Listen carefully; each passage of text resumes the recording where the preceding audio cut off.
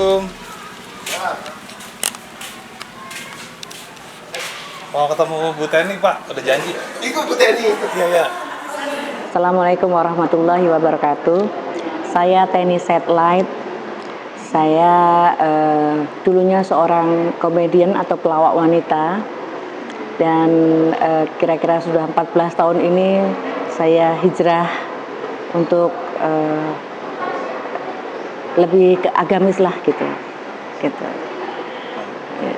Boleh diceritain sih Mbak, awal mulanya tentang hijrahnya Mbak Teni ini? Apa sih yang bikin Mbak Teni ini bisa hijrah gitu? Artinya dari kehidupan yang lama ke sekarang ke kehidupan yang seperti ini. Awalnya dulu itu karena saya itu ditinggal nikah sama pacar saya. Terus saya rasanya tuh pengen bunuh diri tapi takut mati, Mas. Terus udah gitu, kalau saya bunuh diri nanti kalau takut mati, kalau masuk neraka gimana gitu. Jadi terus saya punya pikiran, oh iya, ternyata di situ saya menemukan di mana orang sudah nggak memperdulikan saya merasa diri saya udah kayak udah mau inilah kayak nggak ada artinya lah gitu. Nah di situ baru saya ngerasakan, oh ternyata hanya bisa yang menemani saya hanya Allah. Jadi waktu itu pas Lebaran saya nggak pulang kampung dan saya sendirian sholat id sendirian. Nah di situ saya merasakan, saya menemukan ternyata yang nemenin saya hanya Allah. Tahun berapa itu Mbak? Kira-kira tahun 2003-an lah kurang lebih. 2003. Bapak itu umur berapa kalau boleh tahu? 2003 itu umurnya berapa? Kalau 69 dikurangi 2003 berapa? 2003 dikurangi 69 lah gitu. Iya. Mbak Teni asli mana sih di awalnya? Sebentar, saya kira-kira 30 enggak ya? Enggak 30-an, 32, 33. Ya, 32. Belum. Tapi udah mulai ini, artinya udah belum. Jadi saya belum malah nggak sholat sama sekali, belum pernah nggak sholat, puasa cuman puasa nggak makan doang. Pokoknya saya jahiliyah lah pokoknya waktu itu. Gak jelas. Nah, ketika Mbak tadi titiknya itu ditinggal nikah, sebenarnya langkah selanjutnya apa sih Mbak yang Mbak lakuin zaman dulu itu? Artinya sampai ketemu Pak Ustadz. Oh iya. Itu gimana ceritanya? Nah ceritanya itu setelah saya merasakan, oh ternyata yang saya sholat id sendirian, terus saya ketemu sama, saya merasakan, oh hanya Allah, kemana saya selama ini kemana aja gitu. Teman-teman saya sudah pada ini, saya kemana aja, terus saya saya merasa menemukan diri saya sendiri. Nah terus saya mulai belajar sholat waktu itu, nggak ada guru saya mulai belajar sholat yang sholatnya kadang-kadang bolong-bolong ya, yang penting saya berusaha. Guru saya buku sama kalau denger di TV gitu, nah itu yang saya menjadi guru saya. Nah setelah itu suatu hari saya ketemu, saya mulai belajar pakai jilbab. Nah ketemu sama teman saya Huges waktu itu. Huges. Nah waktu sama-sama syuting di RCTI, nah dia bilang, Mbak, kalau memang mau hijrah yang benar, pakailah hijab. Nah, baca surat An-Nur ayat 31. Nah, di situ nanti ternyata kita tuh harus pakai jilbab. Saya mikir nih, Mas, kalau saya nanti tiba-tiba mati, terus malaikat bilang, masa satu kain aja kamu nggak bisa? Rugi saya.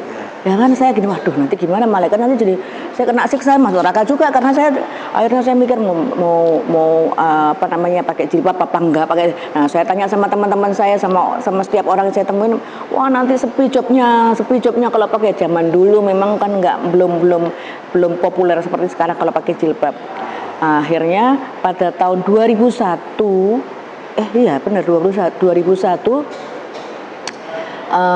bulan Februari akhirnya saya memutuskan saya mau menjadi Teni yang baru. Saya memakai jilbab.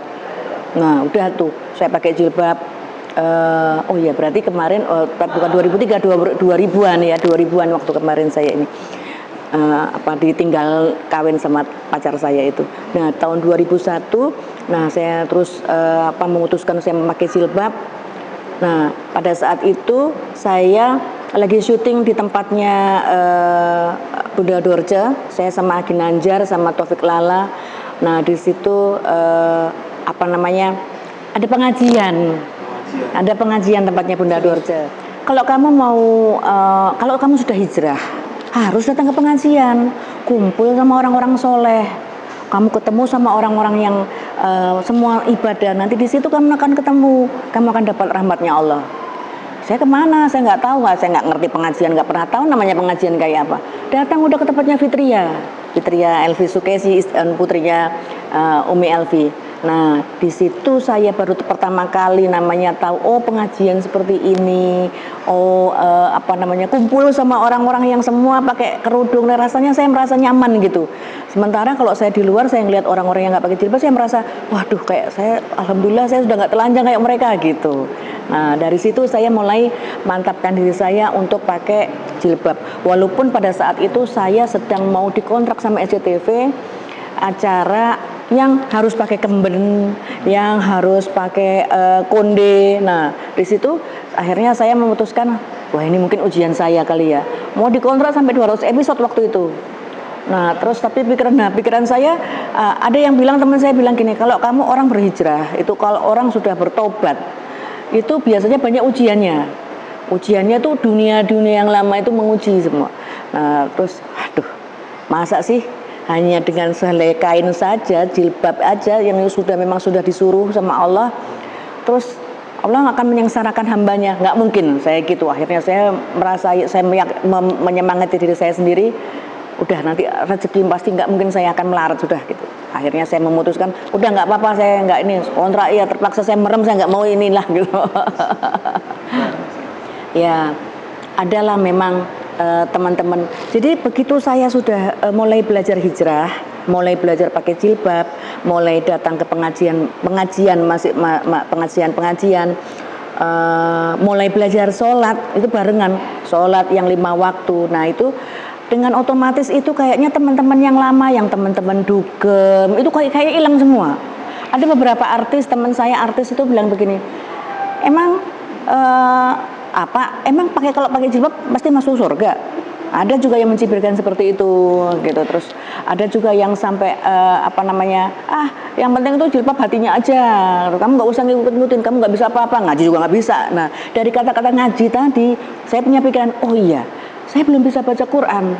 Nah, saya carilah guru ngaji saya, yang kebetulan rumah saya waktu itu dekat sama masjid, di situ ada pesantren di situ. Nah, saya nyari, nah kebetulan saya punya asisten waktu itu. Dia bilang, oh saya punya temen nih, dia sekarang mau barusan dari Jawa, barusan dari Malang, dia ngajar di pesantren itu, nanti saya kenalkan, mau belajar ini nggak, mau belajar baca Quran. Nah, saya mulailah, saya privat aja deh, saya gitu, privat. Terus belajarlah ngaji sama dia. Dia hampir tiap hari datang ke rumah ngaji, belajar ngajarin saya. Alhamdulillah sih waktu kecil dulu saya sudah diajari sama eyang saya, ya Iqra 1 lah gitu. Cuman Iqra 1-nya terus 1-nya kemana nggak tahu juga jelas gitu. Nah, ya dikit-dikit agak bisa gitu. Nah, terus ceritanya ini guru saya ini dia seorang hafal Al-Quran. Nah, waktu itu saya nggak ngerti apa itu hafid, apa kelebihannya. Nah, saya cerita sama almarhum Ustadz Jeffrey Al-Bukhari. Terus saya bilang sama saya punya guru nih, guru agama, guru ngaji. Dia seorang hafal Al-Quran. Saya bilang gitu. Masih muda lagi umurnya, ya kalau sama saya umurnya 10 tahun lebih muda lah dari saya. Nah, terus katanya digini kan, Mbak, ngapain jadi guru ngajimu? Sudah kawinin aja. Coba sekarang dari 200 juta penduduk Indonesia yang hafal Al-Quran, paling cuma 10%-nya. Orang yang hafal Al-Quran itu nanti sudah dijamin kehidupannya sama Allah. Kita duduk aja begini, sebelahnya orang hafid Quran, nggak ngapa-ngapain, berkahnya tadi ngalir. Nanti ada aja kemudahan.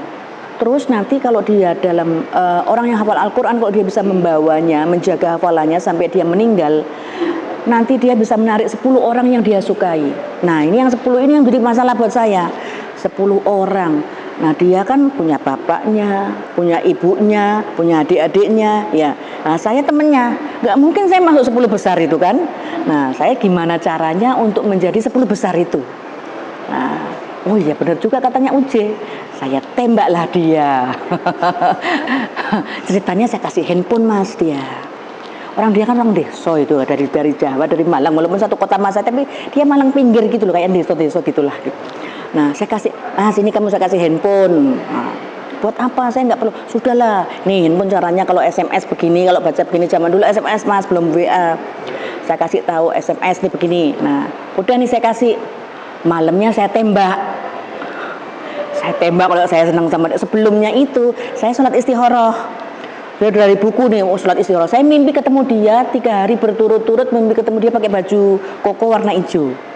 Wah saya pikir, wah ini petunjuknya nih, saya gitu. Nah sudah nih, karena saya yakin dengan sholat istikharah saya tadi, saya tembaklah dia. Nggak tahunya apa Mas, begitu habis saya tembak, marah. Wah orang Jakarta itu berani-berani ya, nembak saya nggak sopan. Saya pulang kampung aja lagi dah. Di Jakarta saya nggak kuat saya kayak gini nih. Terus saya bilang, udah boleh kamu boleh pulang, tapi ini udah handphone buat kamu. Saya bilang gitu. Udah nggak mau, sudah buat kamu aja. Saya bilang, udah saya nggak apa-apa buat kenang-kenangan. Udah akhirnya dia kesel, dia pulang kampung beneran Mas. Nah dari situ begitu dia pulang, saya langsung gelar sajadah. Saya udah istilahnya kayak unjuk rasa sama Allah gitu ya. Ya Allah saya sudah berdoa, saya sudah istikharah, mimpinya sudah seperti itu, kok jawabannya kayak begini. Ya kok istikharah itu maksudnya apa? Udah nangis ya Allah, udah nangis. Udah nangis, sudah jadinya nangis dia Mas itu ya. Karena ternyata kok nggak cocok gitu loh, katanya istikharah ada petunjuknya melalui mimpi, ini kok nggak begini gitu. Jadi saya kayaknya ya itu ya karena karena minimnya saya nggak ngerti agama, jadi saya kesel gitu, kayaknya kecewa gitu, pokoknya nangis lah gitu. Nah setelah itu setiap hari saya itu di SMS sama guru ngaji saya itu. Akhirnya saya bilang sama handphone saya ini, suatu hari saya ngomong sendiri nih, mungkin malaikat sudah mencatat kebaikan saya waktu itu. Terus saya ngomong sama handphone, kamu nggak suka sama saya, kamu nolak cinta saya, tapi kok tiap hari SMS sama saya terus. Sekarang saya kasih waktu kamu, besok pagi kalau sampai kamu SMS saya dulu, berarti kamu seneng sama saya. Bener Mas, besok pagi saya hitung nih, jam 6, jam 7, jam 8. Wih bener handphone saya bunyi, dit. Mbak lagi ngapain? Lah, langsung saya jawab, lah kamu nolak saya, tapi kok kamu nanyain saya terus? Wah kamu berarti seneng sama saya dong. Dia jawabnya apa Mas? Habis mau siapa lagi di handphone saya, yang punya handphone cuma Mbak doang. Jadi phonebook saya tuh nggak ada orang lain, sekarang namanya Mbak. Aduh, saya unjuk rasa lagi Mas. Artinya apa ini? Terus akhirnya kebetulan waktu itu sahabat saya Ulfa Dwiyanti itu ngajak saya kan ceritanya kan saya ini lagi ya putus asa lah gitu ya. Terus saya ngomong sama si Ulfa itu bilang gini, Ten kita sio yuk. Saya yang nyanyi, gue yang nyanyi, lu yang MC. Saya masih lagi nggak pengen nyari job, saya bilang gitu, pikiran saya gitu. Dia telepon saya, yang guru saya tadi itu, Mbak, ada masjid nggak di sana? Ada masjid. Ya banyak lah di Jakarta banyak masjid. Nggak, saya pengen jadi marbut. Marbut itu apa? Ya tukang bersih masjid. Wah saya semakin terpesona Mas. Karena apa? Orang itu kan minta tolong sama saya rata-rata minta tolong carikan kerja jadi direktur apa gitu ya. Ini jadi pelayan masjid, bersih masjid kan kecil banget gitu ya. Saya semakin terpesona, wah ada banyak masjid. Saya begitu. Saya langsung saya telepon sama Ulfa, kamu kemarin nawarin saya apa? Udah, saya mau, nggak usah mikir bayaran saya berapa. Ya, saya mau deh. Itu show di Surabaya waktu itu. Saya Ulfa Indra Bekti. Nah waktu itu ke Surabaya, nah saya ke Malang. Saya mampirlah, saya janjian sama guru saya itu, ex guru ngaji saya itu. Nah di situ nggak taunya dia bapaknya seorang kiai. Nah di situ saya ketemu sama keluarganya. Dia ternyata sudah bilang sama keluarganya kalau dia mau ke Jakarta mau jadi marbot. Nah, saya ketemu, mereka heran ngelihat saya karena baru ketemu ngelihat waktu itu saya ya orang banyak yang tahu saya lah ya. Ketemu saya artis, saya juga heran ketemu sama keluarga yang agamis, yang kiai gitu ya, gitu. Nah, terus bapaknya tuh bilang begini, abahnya itu bilang begini, Nak Teni, saya titip anak saya, tolong jagain dia. Kalau dia ada nakalnya, apa tolong dijewer. Terus saya bilang, iya Pak, iya Bah, saya bilang gitu. Dalam hati saya, aduh Bapak ini menitipkan pada orang yang salah. Ya, saya bilang, iya Pak, aduh salah dititipnya. Udah nih, ceritanya naik pesawat. Saya naikkan dia pesawat. Terus si Indra Bekti heran, kan dananya beda, kan dia bajunya ya desa gitulah, lusuh-lusuh gitu, namanya anak desa ya. Terus naik pesawat, terus si Indra nanya, itu siapa? Sudah diem aja, itu turis, saya bilang gitu. Naik pesawat, duduknya sebelah pinggir di kaca, kan malam-malam itu, dia ngeliatin kaca aja. Saya bilang gini, udah gelap, nggak lihat apa-apa di atas. Kamu lihat jendela, nggak bisa, mau buka jendelanya, dimarahin kamu, jatuh pesawatnya, saya bilang gitu. Nah, begitu sampai di Jakarta, saya keliling, ketemu sama Uji. Naik ini masjidnya Uji, ini Istiqlal apa gitu. Terus Uji bilang, oh ya udah itu Mbak, udah gitu. Saya minta doa restunya ya, udah. Jadi saya nganterin dia ke masjid. Saya sementara saya sama Uji itu berusaha supaya saya minta doa restunya ya Uji, ya mudah-mudahan. Ya sudah, pokoknya tembak terus ceritakan semua diri kamu. Udah, sepanjang perjalanan itu saya cerita sama dia tentang saya, tentang kehidupan artis saya, tentang saya sering dugem, saya segala macam pokoknya. Wah, langsung dia tuh gini, aduh ya Allah, ternyata dosamu kok banyak sekali. Jadi gitu kan. Nah ya makanya saya mencari suami yang bisa mendekatkan diri saya dengan Allah. Saya bilang gitu. Udah nih sampai di rumah, dia kan numpang di rumah saya karena dia kan udah kamu tidur di sini, kebetulan saya punya adik laki juga. Nah, terus sampai di rumah dia bilang gini, udah nih, pas itu hari Selasa itu. Setelah cerita semuanya, saya ingat ceritanya Rasulullah, katanya dia gitu. Rasulullah juga bedanya jauh dengan Siti Khadijah gitu. Terus wah, ternyata dia senang juga sama saya, langsung dia, wah, saya gitu, langsung dia, stop Mbak, jangan teriak-teriak, sudah, jangan punya keinginan apa-apa, biarlah Allah semua yang nanti yang mengatur semuanya. Udah kita sekarang sholat hajat berjamaah. Udah waktu dia lagi sholat, habis sholat kan dia mungkin karena dia pinter, karena dia ustadz, dia kan banyak doanya ya, sambil berdoa sambil nangis-nangis. Saya di belakang sambil ngaminin gini, ya Allah, alhamdulillah ternyata kena juga nah ini ya Allah, akhirnya kena juga. Jadi doanya dia sama aminnya saya mungkin nggak sama kali ya. Saya akhirnya kena juga dia, ya Allah, terima kasih ya Allah. Nah itulah ceritanya, akhirnya saya punya suami seorang hafid seperti itu. Nah alhamdulillah. Kita kok bisa tinggal di daerah Jatiwaringin ini Mbak? Nah ceritanya waktu saya sudah habis nikah sama dia, saya nikahnya tuh cuman jadi gini, hari Selasa saya jadian, hari Jumat itu suami saya udah bilang gini, ayo kita nikah nanti hari Jumat, kita mempersempit jalannya setan, udah kita KUA penghulu aja gitu. Jadi waktu saya nikah itu, sebelumnya itu dia kan kita perjalanan mau ke tempatnya Dorce. Saya memang ada nazar sama Bunda Dorce. Saya bilang gini, saya manggilnya Bu Haji, kalau saya nanti ketemu jodohnya, saya punya nazar, saya mau akad nikah di musolamu ini, saya bilang gitu. Nah karena saya punya, alhamdulillah saya ini mau nikah, akad nikah, jadi saya ngomong sama Bu Haji, nah dia nyiapin penghulunya, terus nyiapin ada jamaah ibu-ibu pengajiannya. Nah terus mau berangkat nih, ceritanya mau berangkat ya cuman pakai baju biasa, dandan gini biasa. Terus saya bilang gini, nih saya kasih uang 50.000 nih buat jajan buat kamu, nggak punya uang dia itu juga. Sampai di tempatnya Dorce, waktu mau akad nikah ditanya maharnya apa, nyari nemu sama uang jajan tadi itu, ini aja. Saya bilang, ya dari saya ke saya lagi. Terus katanya Dorce gini, aduh nikah kok kayak begini, kan maharnya cuma uang 50.000. Wah, akhirnya dia manggil anak buahnya, ya tolong ambilkan sajadah, Al-Quran sama mukena. dalam hati saya, kok yang maharin dari Dorce ya? Ini kacau ini saya. Tapi ya apalah, memang itu rezeki saya juga. Akhirnya akad nikah, setelah akad nikah, udah nih pulang, terus gini, saya bilang kita ada acara, nggak usah ada acara, sudah kita datang ke tetangga. Jadi saya datang ke tetangga sebelah kanan kiri sambil gini, assalamualaikum, saya barusan nikah, ini suami saya, udah ya, makasih ya, assalamualaikum. Ke tetangga cuma gitu doang. Meriah bukan? Nah, ceritanya setelah setelah nikah, saya bingung.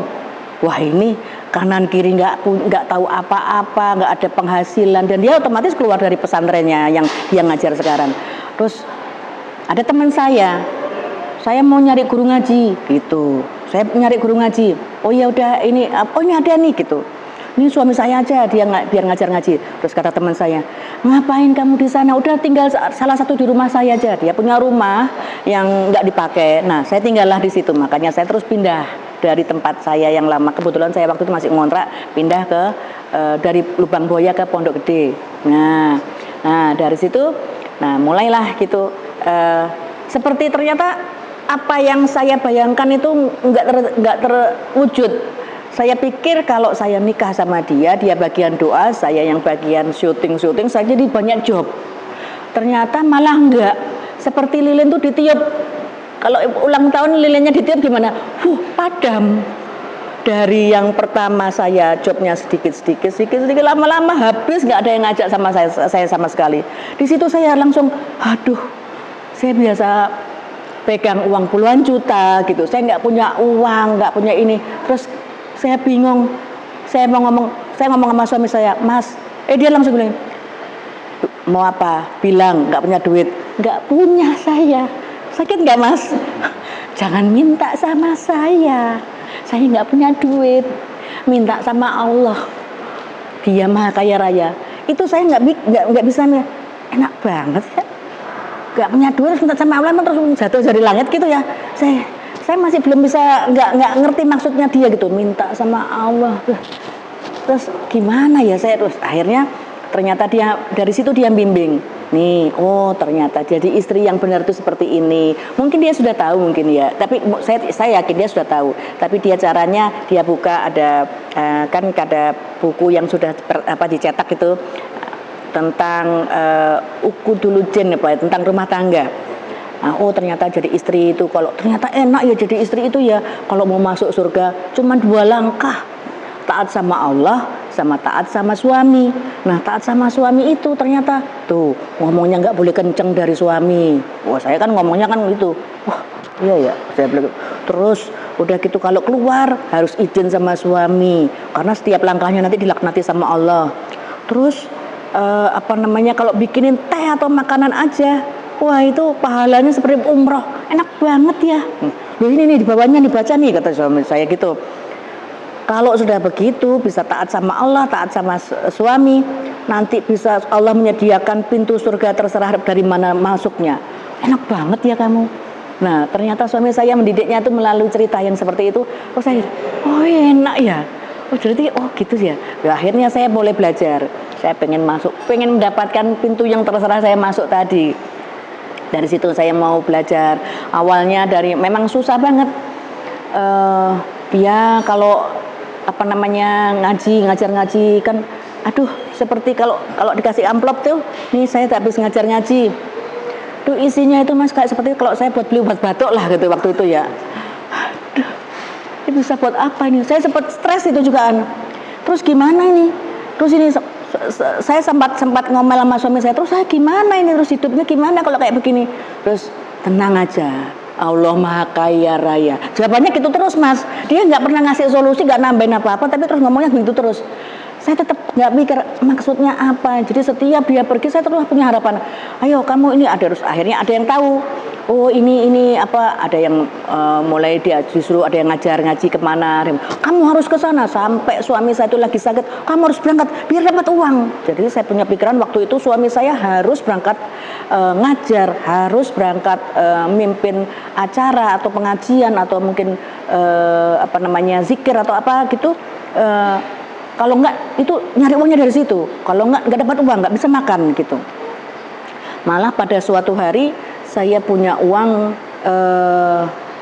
berapa ya, 75.000 waktu itu ya. Ada temennya datang, dia bilang, suami saya miskin, uangmu berapa? 75. Kasih separuhnya ke temanku ya. Terus gimana? Temanku pulang nggak punya uang. Ya terus ini tinggal sedikit, kita belum makan, minta sama Allah, Allah Maha Kaya Raya, gitu terus ngomongnya. Jangan minta sama saya nggak punya uang. Nah gitu terus masa bapaknya. Allah suruh nambahin, ya Allah uang saya tinggal 35.000 ini, terus gimana ini? Kan nggak mungkin langsung bluk jatuh uang dari dia. Nah dari situ itu proses, ternyata itu prosesnya luar biasa. Akhirnya pada suatu saat saya pada waktu saya ceritanya sebelum sempat hamil waktu itu. Nah dari situ pada saat hamil, nah saya mulai merasakan ada perubahan sama diri saya. Mungkin sedikit demi sedikit suami saya mulai mengajari saya, didik saya semua dengan keimanan. Terus ini orang hamil itu doanya mustajab. Nah ceritanya nih Mas, saya waktu itu lagi hamil, suami saya bilang gini, hujan terus, saya mau berangkat ngajar nih, tolong doain dong, orang hamil itu doanya mustajab, tolong doain supaya berhenti hujannya. Saya bilang, masa sih, Allah itu Maha Kaya Raya, katanya dia bilang gitu, minta. Udah nih ceritanya, saya bilang, ya Allah tolong hentikan hujan, suami saya mau pergi, saya mau ngajar ngaji. Hujannya berhenti Mas. Saya heran sama doa saya sendiri. Loh, kok ternyata doa saya itu mustajab. Nah, ternyata benar orang hamil itu doanya mustajab. Katanya orang hamil itu doanya mustajab karena kita itu numpang dari bayi yang suci yang dalam rahim kita. Mau minta doa apa saja dikabulkan sama Allah. Nah di situ saya baru merasakan, oh ternyata doa saya mustajab. Saya coba doain, ya Allah tambahkan rezeki. Itu nggak taunya bener. Tiba-tiba syuting saya yang beberapa tahun yang lalu saya lupa, kalau saya belum dibayar tiba-tiba datang. Ini Ten, syutingnya apa dulu kita syuting, nggak taunya ini saya dikasih tanpa susah payah gitu. Ada beberapa teman yang tiba-tiba ngasih, Ten ini banyak yang ngasih uang sama saya gitu. Saya terus, ya Allah ini ternyata benar, Allah Maha Kaya Raya. Saya minta sama Allah, saya nggak minta sama suami saya, dan ada jalannya yang nggak disangka-sangka gitu. Nah di situ saya mulai belajar, oh ternyata Allah itu maunya begini. Nah dari situ saya mulai belajar dari suami saya, mulai belajar bagaimana supaya dekat sama Allah. Ternyata benar, suami saya yang ngajarin saya gimana caranya supaya kita lebih mengenal Allah, bagaimana caranya mensyukur. Akhirnya dari situ saya mulai belajar bersyukur. Kan mensyukuri dalam keadaan yang susah itu susah banget, nggak bisa. Kita lagi nggak punya duit, bersyukur ya Allah terima kasih atas nikmatmu, tapi kan nggak punya uang ya. Tapi di situ saya belajar, saya mulai belajar bersyukur dengan sungguh-sungguh karena saya tadi merasakan ada doa saya yang terkabul gitu. Ada beberapa teman yang ngasih uang yang tanpa saya bayangkan sebelumnya gitu. Nah dari situ saya mulai belajar bersyukur dan mulai belajar mengikhlaskan suami saya kalau pergi nyari berkahnya. Kalau pergi bukan untuk nyari uang, pergi maksudnya ngajar ngaji, pergi maksudnya ke pengajian atau apa itu saya cari berkahnya. Dan ternyata rezekinya itu yang nggak disangka-sangka, dan situ saya merasakan semakin hari semakin meningkat keimanan saya, semakin yakin sama Allah, dan alhamdulillah sampai akhirnya saya bisa ngontrak rumah sendiri, terus saya bisa membantu. Terus suami saya bilang saya kepingin buka pengajian, saya ingin ngajar ngaji anak-anak, khususnya anak-anak nggak mampu. Katanya kalau kamu udah biasa kan dekat sama orang kaya, sama orang artis, sama ini, sekarang belajarlah untuk kita dekat sama orang nggak mampu. Karena orang-orang yang nggak mampu itu kalau kita dekat sama mereka, rahmat Allah ada di situ. Awalnya bikin pengajian itu khusus anak-anak nggak mampu, ngaji Quran gitu, baca Iqra, baca Quran. Awalnya cuma 6 anak, terus waktu itu suruh bayar, boleh bayar 10.000, tapi nanti kalau dia nunggak jangan ditagih. Udah pokoknya kita fokus aja. Kita ini suami saya ngasih taunya begini, kita ini kerjanya sama Allah. Kita fokus aja ngurusin anak-anak, ngajar anak-anak ngaji dengan sungguh-sungguh karena Allah. Kalau kita mikir gajinya dari mana? Ya dari Allah. Caranya bagaimana? Itu Allah, itu terserah Allah. Yang jelas gajinya Allah dari Allah. Kalau gajinya dari Allah sama gajinya dari manusia yang kita kerja sama manusia itu berbeda. Udah fokus, ikutin sama kata-kata saya. Karena sekarang ini saya ngikutin apa kata suami saya. Saya terus dari 6 anak berkembang. Lama-lama jadi 10, 20, 50. Terus lama-lama akhirnya saya bisa ngontrak rumah. Nah, rumahnya itu cuma kecil ya, sekitar 100 meter. Nah, di situ mulai bisa menampung sampai berkembang itu dengan sendirinya. Nggak pernah kita kasih tahu sama orang-orang ini saya buka ini. Itu mungkin dari mulut ke mulut. Dari 50, lama-lama 100, lama-lama. Nah, saat itu sampai akhirnya 200 anak. Menjadi 200 anak, terus ada beberapa anak yang tinggal di situ. Jadi dari makan, pakaian, perlengkapan mandi, cuci sampai SPP sekolah, kita semua yang ini. Nah, ternyata teman-teman yang banyak saya pada waktu saya jadi artis dulu, itu ternyata manfaatnya sekarang. Begitu saya WA, nah sudah mulai ada WA waktu itu handphonenya. Saya WA teman-teman saya, artis. Saya sekarang buka nih tempat-tempat ngaji anak-anak kecil ini gitu. Terus doain ya. Saya cuma ngomong doain ya. Tiba-tiba saya minta nomor rekeningnya dong. Nah itu saya kok pada ngasih ini gitu ya. Ternyata dari situ rezekinya dari situ. Teman-teman itu manfaatnya. Mereka ingin bersedekah tapi nggak tahu bingung mau kemana. Nah karena temen, jadi mereka aku lebih percaya deh sama Teni deh, karena dia yang ngurusin ini. Nah dari situ mulailah saya semakin yakin dan semakin merasa nyaman. Oh ternyata ini yang selama ini saya cari, bukan banyaknya uang, bukan banyaknya harta, tapi ketenangan batin. Dibilang punya masalah itu punya, tapi nggak berat. Dibilang nggak ada harta itu, ya alhamdulillah ada terus. Hidup itu setiap hari saya ikuti dengan tanpa beban gitu. Alhamdulillah ternyata ini yang selama ini saya saya cari, ketenangan batin. Nah saat di situ saya mulai merasakan nyaman dengan kehidupan yang saya yang baru.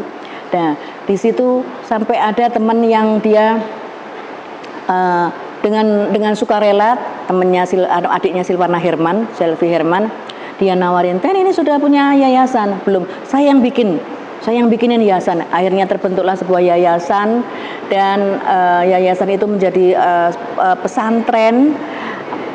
Dan pada waktu itu rumah kontrakan saya, jadi waktu itu kontrakan saya cuma 100 meter di situ. Karena tempatnya kecil, santrinya muridnya ada 200 anak. Jadi di teras semuanya. Makannya di teras, belajarnya di teras. Kalau malam anak-anak santri tidurnya di teras. Jadi kalau malam itu nyamuknya ulang tahun. Nah, pada suatu hari saya dipanggil sama yang punya rumah, yang punya kontrakan itu. Dia bilang, "Mbak, maaf, nanti 3 bulan lagi rumah ini sudah nggak bisa ditempatin karena sudah dibeli sama orang.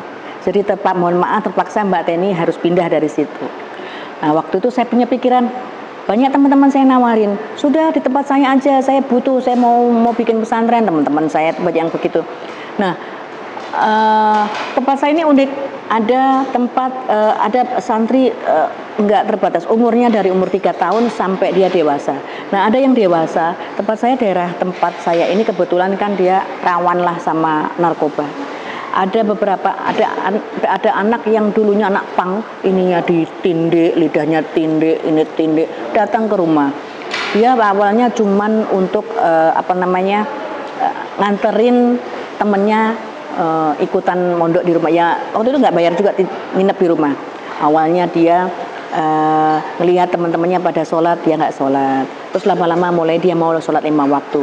Nah begitu sholat 5 waktu sama suami saya, terus dibilang, udah kamu nggak cocok cepot semuanya, kamu lebih cocok pakai baju koko ini, pakai sarung ini.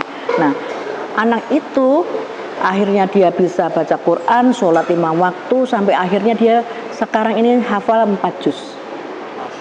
Sampai dia akhirnya seneng, hatinya itu seneng banget zikir, baca sholawat terus, yang pokoknya di pikirannya dia tuh antara ngafalin sama sholat, udah itu terus, sampai pada suatu hari dia mimpi ketemu Rasulullah.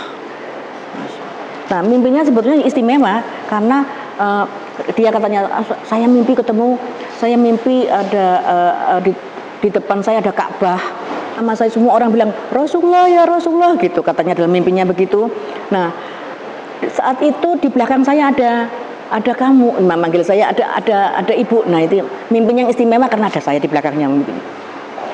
Nah, terus saya heran sama dia, ya Allah dia. Nah, kok bisa sampai seperti itu? Nah, dari situ akhirnya semua orang-orang yang di sekitar pada nitipin anaknya semuanya bermasalah semua, karena ngelihat ini anak yang sudah dikenal bandel kok jadi begini. Nah, semua orang pada nitipin, akhirnya semakin banyak. Nah, kembali. Totalnya berapa Mbak sampai di sini? Kalau sekarang ada 300 anak. 300? Sekarang 300 anak. Dan itu alhamdulillah saya nggak. Dalam waktu berapa tahun? Dalam waktu tiap tahun itu begitu pindah itu langsung menjadi lebih banyak seperti itu. Jadi saya waktu disuruh sama yang punya kontrakan suruh pindah, saya bingung sama suami saya, Mas gimana ini? Kalau kita nyari kontrakan lagi, kan kita suruh pindah nih. Kalau saya nyari kontrakan lagi, saya pasti bakal suruh pergi lagi seperti ini. Jadi mau nggak mau, kita harus beli rumah. Tapi nggak punya uang, gimana ini?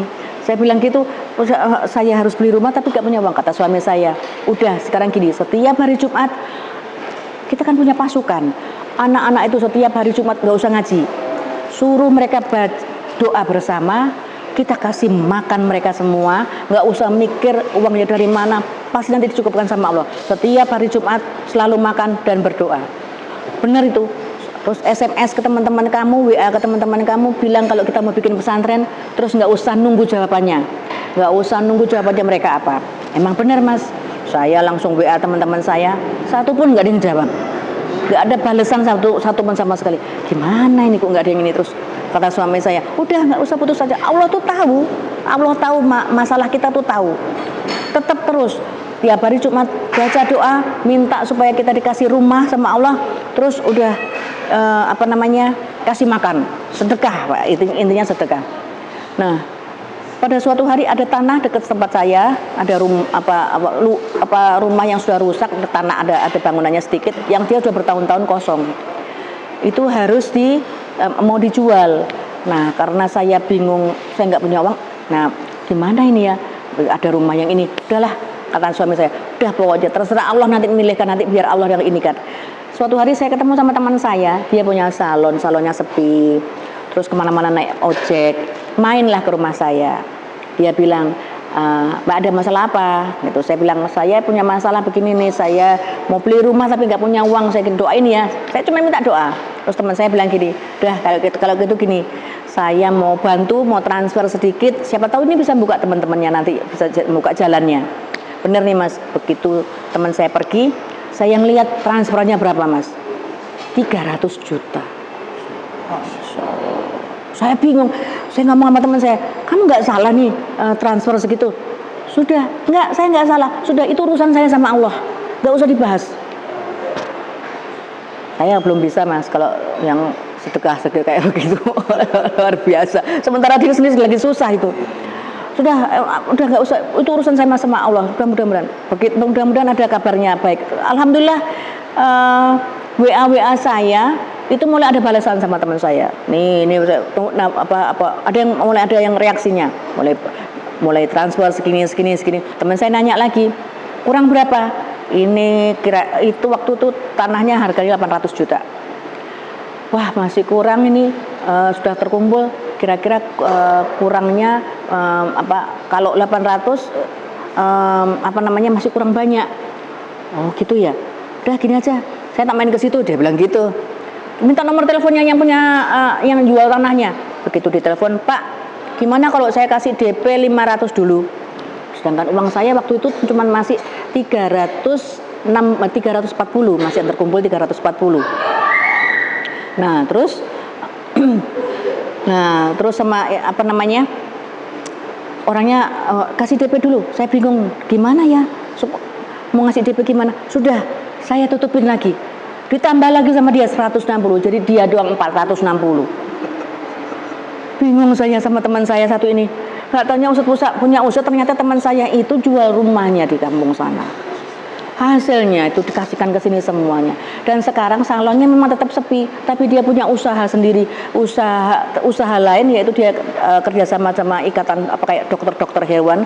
Dia menyediakan mencarikan kayak makanan, peralatan, obat-obatan hewan, kucing, punya rumah, punya mobil, punya karyawan, punya ruko. Nah, dia juga jadi, sementara saya dia jadi. Nah, terus kan kalau 800 tadi dijadikan sama teman saya 500 kan masih kurang 300.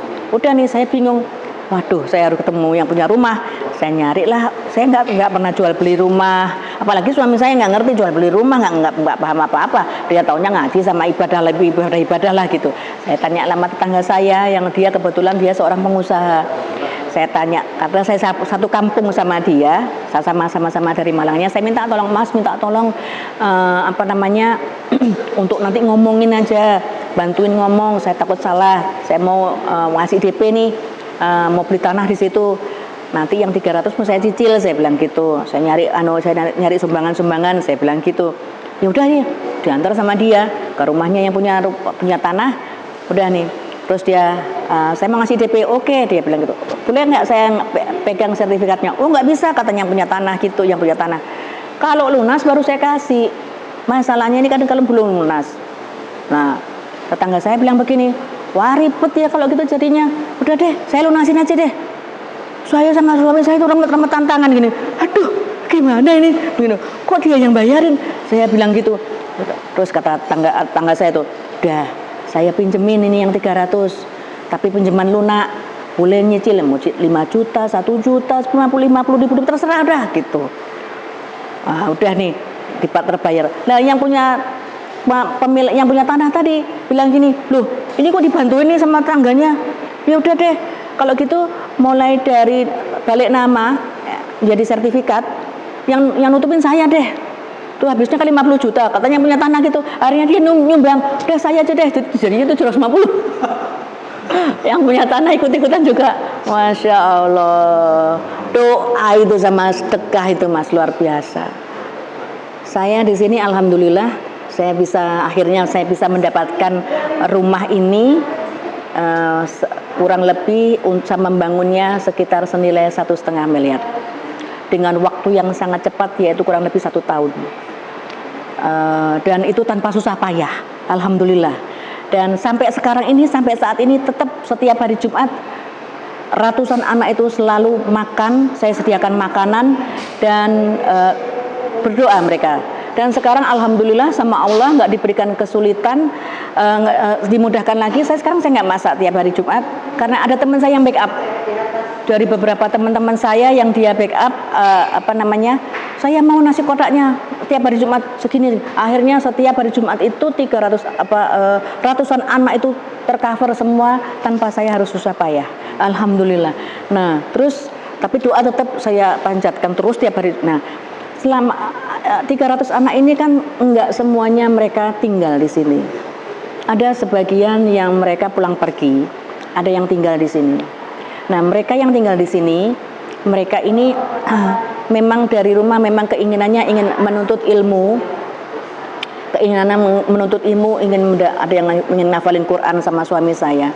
Nah, ini nih yang menjadikan pelajaran dan poin buat saya.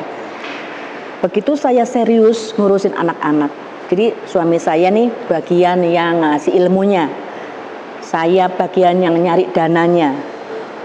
Nah, terus ada anak-anak ini saya harus fokus saya bagian yang bangunin subuhan. Jadi saya jam bekernya anak-anak ini. Kalau saya kesiangan, ya kesiangan semuanya. Jadi saya harus bangunin anak-anak subuhan. Kalau lagi puasa bangunin sahur, terus menertibkan mereka, memberikan motivasi sama mereka. Apa sih, kenapa sih kita harus dekat sama Allah? Gimana sih kita harus, untuk apa sih kita harus ibadah terus tiap hari? Apa sih fadilahnya sholat jamaah? Apa ini? Nah, saya memberikan motivasi sama mereka.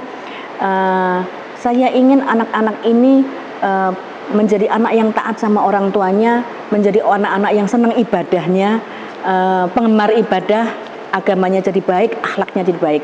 Karena saya fokus ngurusin anak-anak ini, saya sampai lupa kalau saya punya anak dan saya harus ngurusin anak saya.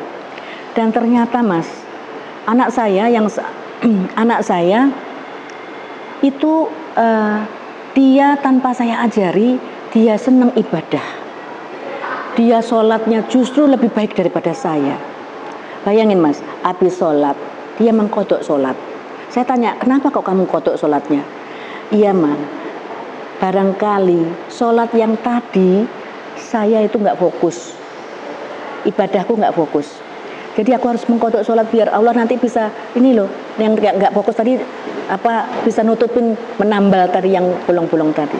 Nah itu saya heran, ya Allah, anakku zaman saya masih seumur dia ya, masih lulus SMP, masih lulus SD, saya nggak sholat, nggak apa, dia sampai punya pikiran seperti itu. Dan dia udah sholat nggak tanpa harus saya suruh, subuhan juga, kan susah biasanya anak. Ini tanpa harus susah payah, justru dia lebih mengutamakan sholat ini. Terus dia kebetulan yang pertama itu masuk pesantren, dan yang kedua nggak juga masuk pesantren. Dan mereka itu punya prestasi yang mestinya 2 tahun itu di sana kan di pesantrennya itu kan ada kelas 1, 2, 3 sampai 6. Anak saya yang pertama dalam waktu 2 tahun dia dari kelas 1 langsung naik kelas 4. Iya. Nah, langsung naik kelas 4. Nah, di situ saya merasakan Masya Allah, luar biasa. Saya mendapatkan keberkahan yang luar biasa. Seandainya saya ngurus sendiri anak saya, mungkin tidak bisa sesempurna ini. Ternyata kalau kita ngurusin anak orang dalam hal agamanya supaya baik, urusan kita, anak-anak kita, agamanya anak-anak kita diurus sama Allah, sama malaikatnya Allah. Ternyata seperti itu. Nah, saya semakin semangat.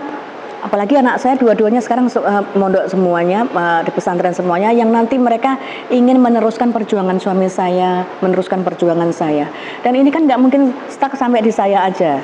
Nah, anak-anak saya harus lebih baik dari orang tuanya, mestinya kan begitu. Jadi ini yang menjadikan saya semakin semangat untuk ngurusin anak-anak dengan sepenuh hati.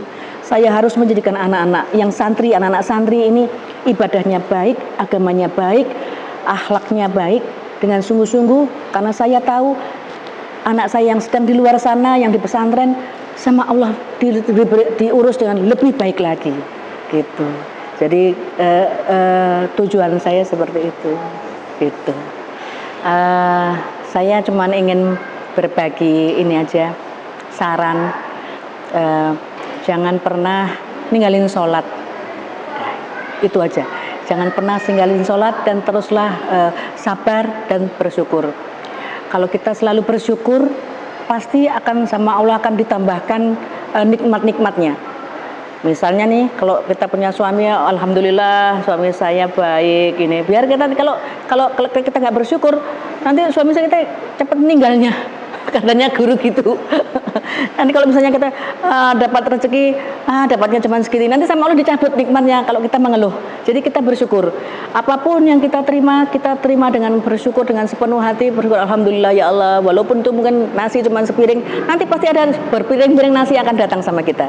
Intinya kita terus bersyukur dan terus jangan ninggalin sholat, dan selalu yakin kalau untuk hal rezeki, yakin Allah itu maha kaya raya dan pasti kita nggak mungkin akan disengsarakan. Yang kita harus kejar adalah ridhonya Allah. Ibadah kita apakah sudah benar, sholat kita gimana caranya supaya Allah itu seneng. Kita harus mencari resepnya, yaitu cari ilmu terus sampai nggak ada waktunya. cari ilmu, datang majelis ilmu, mencari guru yang benar, dan cari ilmu terus supaya kita tahu gimana caranya gimana supaya disenengin sama Allah. Insya Allah nanti kita akan merasakan hati yang tenang, terus segala sesuatunya kita dimudahkan oleh Allah dan dicukupkan sama Allah.